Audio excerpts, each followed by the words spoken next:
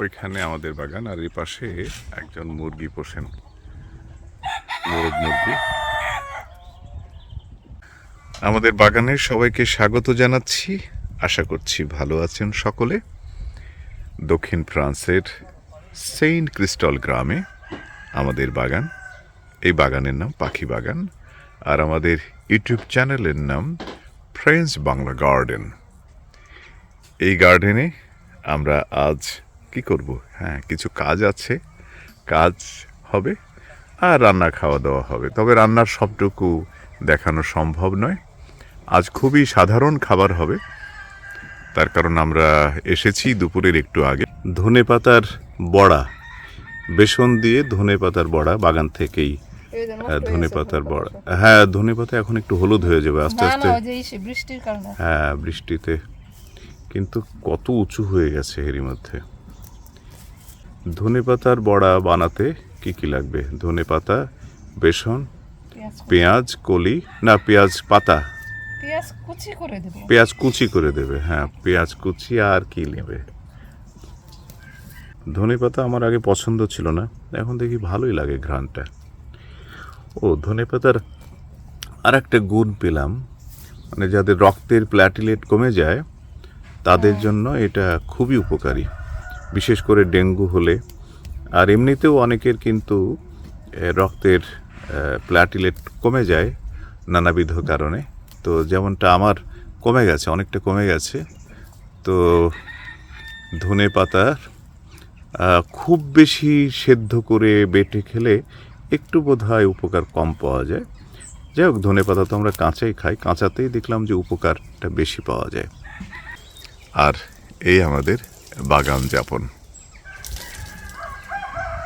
বাগানে আজ আবার একটু পরিষ্কার পরিচ্ছন্ন করার চেষ্টা করছি, কাজ করছি। বাগান ঘরটাও একটু গোছানো হলো। আর আজ একটু হাওয়া দিচ্ছে, এই জন্য রান্না হচ্ছে আজ ঘরের মধ্যে, মানে বাগান ঘরের মধ্যে রান্না। চাল কুমড়ো প্রায় শেষের দিকে, আর অল্প কয়েকটা চাল কুমড়ো আছে। পাকা একটা নামিয়ে নিয়েছি, এখন একটু স্যাঁতসেঁতে অবস্থা। আর শায়ত এর মধ্যে আমরা খেলাম, কিছু দেওয়াও হয়েছে। এই সাদা শায়ত, এটা একটু বিরল, খুব বেশি হয় না সাদা শায়ত। তা আমাদের সৌভাগ্য যে বাগানে এই সাদা রঙের শায়ত হয়েছে। এটা খুবই উপকারী একটা মানে সবজি, দেখতে ফলের মতো হলেও। আচ্ছা, ধনেপাতা তো তোলা হয়ে গেল।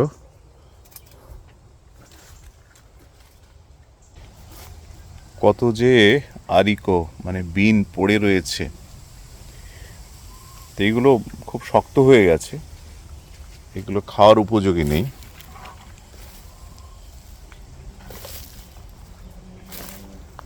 বাগান এখন প্রায় ফাঁকা হয়ে গেছে, ওই পাটও শুকিয়ে যাচ্ছে। এই যে এখানে পাট পাতা খাওয়ার উপযুক্ত আর নেই। তো এই পাট প্রথমবার আমাদের বাগানে এরকম মোটামুটি 1.5 মিটার মতো করে এক একটা পাট উঁচু হয়েছে, লম্বা হয়েছে 1.5 মিটার। তো এই পাটের আঁশ যে কিভাবে নেব বুঝতে পারছি না, তার কারণ এখানে ভেজানোর উপায় নেই। তবু ভাবছি যে আগে হচ্ছে আঁশ ছাড়িয়ে নেব। আজ একটা চায়ের কেটলি কিনেছি, সিরামিকের তৈরি চায়ের কেটলি। ভাবছিলাম এটা আজ উদ্বোধন করব, বাগান থেকে চা তৈরি করে, পুদিনা পাতার চা তৈরি করে খাবো। কিন্তু আজ আর সময় হচ্ছে না, আজ লাঞ্চ করেই তাড়াতাড়ি ফিরে যেতে হবে। এই গ্রিন হাউসের মধ্যে মরিচ গাছ রাখতে হয়েছে। এখন খুব শীত তো, +4-5 হয়ে যায়, রাত্রে আরও কমে যায়, যে জন্য গাছগুলোকে এখানে রাখতে হলো। ধনেপাতা, বেসন, কাঁচামরিচ, পেঁয়াজ কুচি মাখানো হয়ে গেছে। কালো জিরে দিয়েছো? আস্ত কালো জিরে।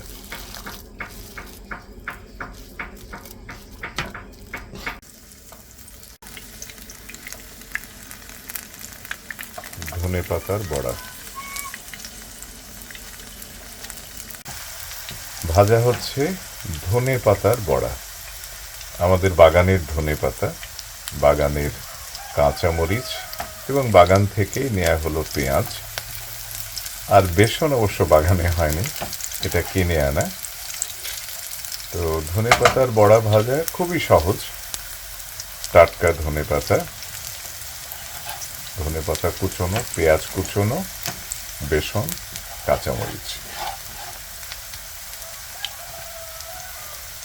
ধনেপাতার বড়া তো খুবই সুস্বাদু, ভাতের সঙ্গে দারুণ লাগে খেতে। হ্যাঁ, পুদিনা পাতা তো খুবই উপকারী, পুদিনা পাতাও খুবই উপকারী।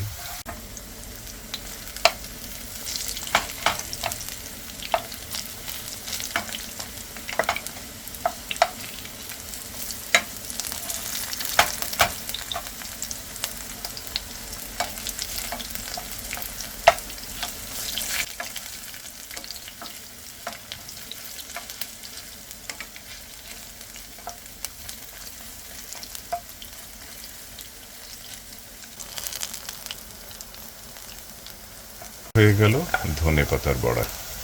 বন্ধ করে দিয়েছি চোখ। আমাদের এই বাগান ঘরের সামনে একটু বারান্দা বানানোর চেষ্টা করেছি, জানি না কতটা টিকবে। আমি তো কখনো ঘর তৈরি করিনি, তো এই ঘরের বারান্দা আশা করছি হয়ে যাবে। তবে ওই যে এই চালের উপরে যে টিন রয়েছে, মোটা টিন যেটা, ওরকম টিন দিতে পারলে ভালো হতো। দেখি এটা এরকম করেই আরও বাঁশ কুড়িয়ে এনে এটা ছাউনি দিতে পারি কিনা উপরে, তাহলেই তো টিকে যাবে আশা করি।